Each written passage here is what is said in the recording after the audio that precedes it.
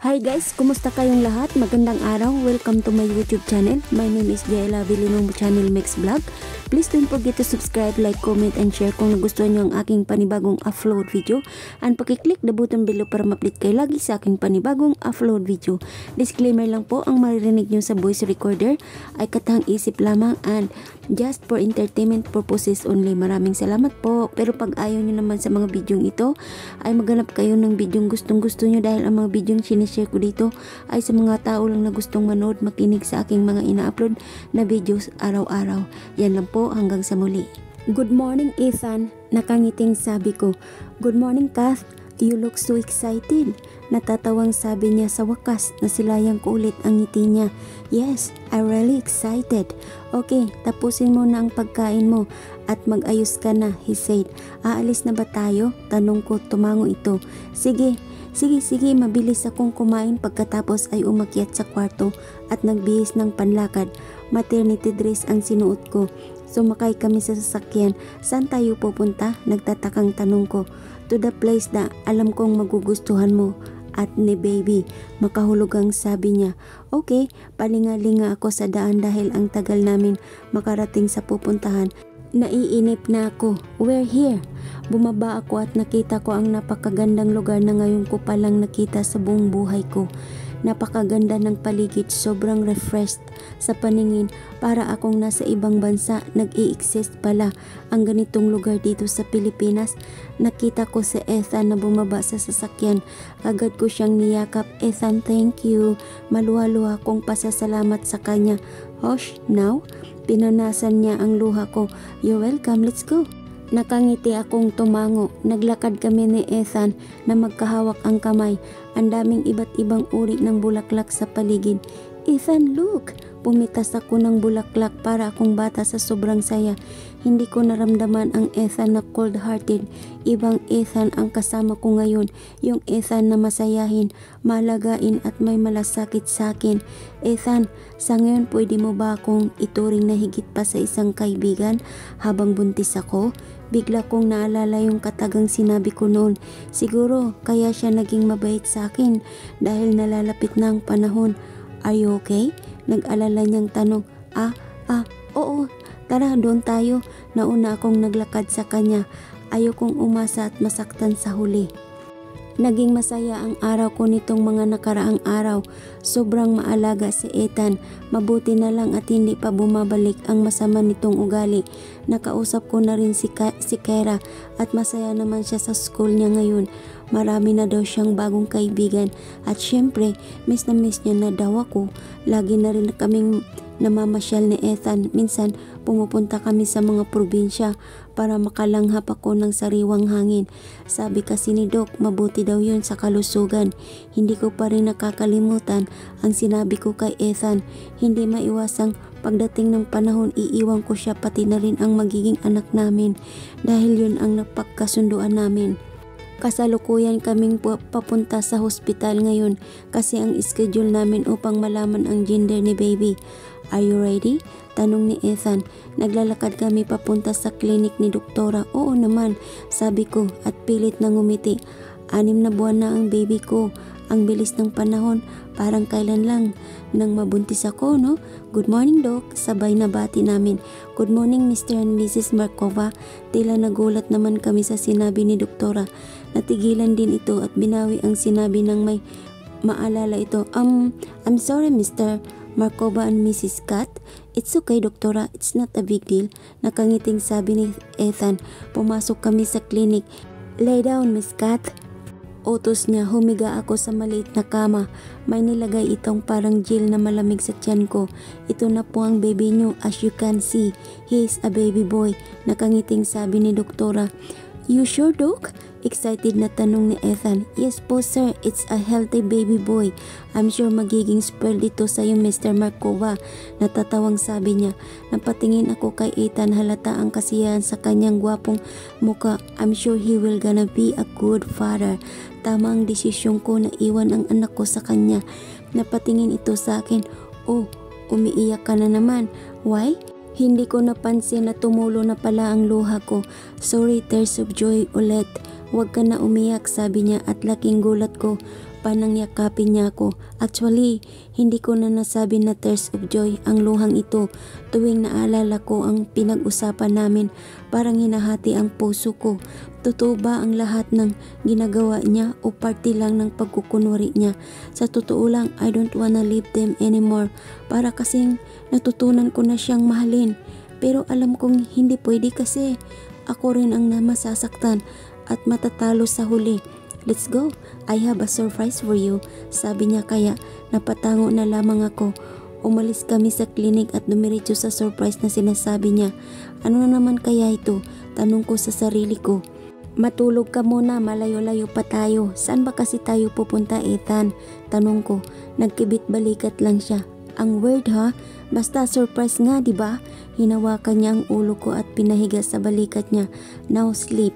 Hanggang sa hindi ko na namalayan nang hilain ako ng antok. Wake up, we're here. Naramdaman ko ang mahinang pagtapik sa akin. Balikat yung ganitong mukha. Nagbubungad sa iyo pagmulat ng mata mo. Hey, nandito na tayo. Bakit gabi na? Inaantok na tanong ko. Napahaba kasi ang tulog mo. Let's go. Makahulugang sabi niya. Inalalayan niya akong bumaba ng sasakyan. Wala akong makita, masyadong madilim ang buong paligid. Bakit nga ba madilim? Tanong ko sa isip ko. Anong surprise mo dito, Ethan? Ang dilim-dilim ng buong kapaligiran. Wait lang, ito na. Narinig ko ang pagpitik ng daliri nito. Nagulat ako nang isa't isang nagbukas ang mga ilaw. Wow! Yan na lang ang salitang lumabas sa bibig ko. Para akong naistatwa sa ganda ng nakikita ko ngayon. Nagustuhan mo ba? Tanong niya. Anong nagustuhan? I love it. Thank you, Ethan. Thank you kasi pinaparanas mo yung ganito sa akin. Niyakap ko siya ng mahigpit. Tsaka tara na nga, uwi na tayo baka umayak ka na naman. Natatawang sabi niya. Hindi no. Hinawakan niya ang kamay ko at sabay kaming naglakad. Ang ganda dito, may mga nakasabit na ilaw sa puno na nagsisilbing liwanag sa madilim na paligid. May lake din dito na place is so romantic para sa mga magkasintahan. Naglakad-lakad kami ni Ethan hanggang sa makarating kami sa tabi ng lake. Ethan, pagkuha ko sa atensyon niya. Thank you sa lahat. Alam mo, ngayon lang ako sumaya ng ganito. Nagkatitigan kaming dalawa, humawak siya sa mukha ko. Kathleen, ako din. I don't know what I feel, but I'm happy. I'm happy that you are here with me. Nakapikit na sabi niya. May kasiyahan akong naramdaman sa sinabi nito. Dahan-dahan kong nilapit ang mukha ko sa kanya hanggang sa naramdaman ko ang malambot nitong labi na dumampi sa aking labi. Napapikit ako, hindi ko alam ang naramdaman ko ngayon. Ang alam ko lang, mahal ko na si Ethan. Nang magkalayo ang aming mukha, bigla ko siyang niyakap ng mahigpit. Sana ako na lang, Ethan. Pabulong na sabi ko. Tila natigilan naman ito. Hindi ko alam kung narinig niya ba ang sinabi ko. I'm sorry, let's just go home, sabi niya at naunang naglakad pabalik ng sasakyan. Yung salitang sorry ang katagang dumulog sa puso ko. Pag alis niya, hindi ko na napigilan na mapaiyak ng sobra. Ang sakit lang, ngayong malinaw na sa akin na kahit kailan hindi ko mapapalitan sa puso niya ang kasintahan nito. Nagising ako ng maaga ngunit wala akong balak na bumaba. Ayoko munang makita si Ethan. Nasasaktan pa rin ako sa bawat araw. Ilang buwan na ba ang nakakalipas? Ay, huwag ka na mag-isip ng kung ano-ano, Kath. Makakasama sa baby mo yan. Pagkukumbinsi ko sa sarili ko. Maya-maya nakaramdam ako ng gutom kaya minabuti ko ng bumaba. Sure naman ako na pumasok na rin si Ethan sa trabaho. Dahan-dahan akong bumaba ng hagdan at dumiretso sa dining table. Habang kumakain, lumilipad ang pag-iisip ko. Kumain na kaya siya? Mukhang galit pa rin siya kasi iniwasan niya din ako eh. Gulat akong napatingin sa lalaking umubo sa gilid ko. Muntik na akong mabilaukan nang makita ko si Ethan.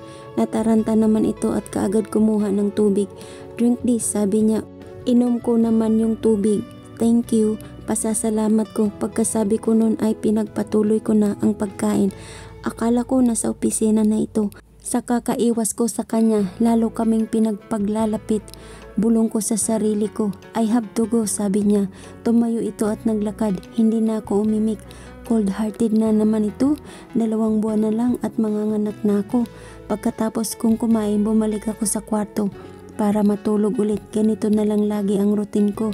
Nakaidlip na ako nang magising ulit dahil nakaramdam ng uhaw. Tamad na tamad akong tumayo. Pagbaba ko, may nakita akong matandang babae. Mukhang mayaman ito. Nakaupo siya sa malaking sofa at halatang may hinihintay. Hello po, sino po kayo? Nakangiting tanong ko sa babae. Ikaw, sino ka? Balik na tanong niya. Nakataas ang kilay nito. Ako po si Ka. Hindi ko na natapos ang pagpapakilala ko nang magsalita ito. Ikaw yung babaeng nabalitaan kong nabuntis ng anak ko? Tama ba ako? Nagulat ako sa sinabi nito. Kilala niya ako. Ang kapal ng mukha mo na makitira pa? Dito, hindi ka ba nahihiya sa mga taong nakakakita sa'yo? Hindi na babagay ang isang katulad mo sa bahay na ito. Sigaw niya. Hindi ako umiimik kahit papano. Naman tinuruan ako ni nanay na gumalang sa nakakatanda sa akin. Umalis ka na dito sa pamamahay ng anak ko. Hindi kita matatanggap, pati na rin niyang anak mong bastardo. Nasaktan ako sa sinabi niya, kaya tumingin ako dito. Hayaan niyo po, hindi magiging bastardo itong apo niyo. What do you mean? Naguguluhang tanong nito. Napag-usapan na po namin ni Ethan na pagkapanganak ko, hindi na ako magpapakita sa kanilang mag-ama. Tila nagulat naman ito sa sinabi ko. Sa bagay, hindi naman talaga pumapatol ang anak ko sa isang katulad mong low class. Ngumiti siya sa akin at tiningnan ako mula ulo hanggang paa. Walang-wala ka kay Hope? Nagtataka naman akong tumingin sa kanya. Sinong Hope? Yung sinasabi niya. Oh, hindi mo pala kilala si Hope? Sige, sasabihin ko na lang kung sino siya sa buhay ng anak ko.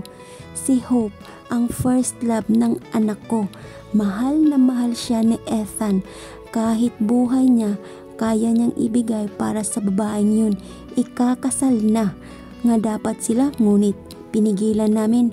Huminga ito ng malalim. Sinabi namin na maaari silang magkaroon ng relasyon, pero hindi sila pwedeng ikasal.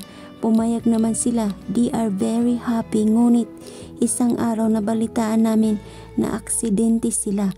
Na aksidente sila? Yes, nang maka-aksidente sila. Hindi siya yung Ethan na anak ko na masayahin, maalagain at matulungin. He become best and become cold-hearted naman. Sinisisi niya na ang sarili sa pagkaka-aksidente nila.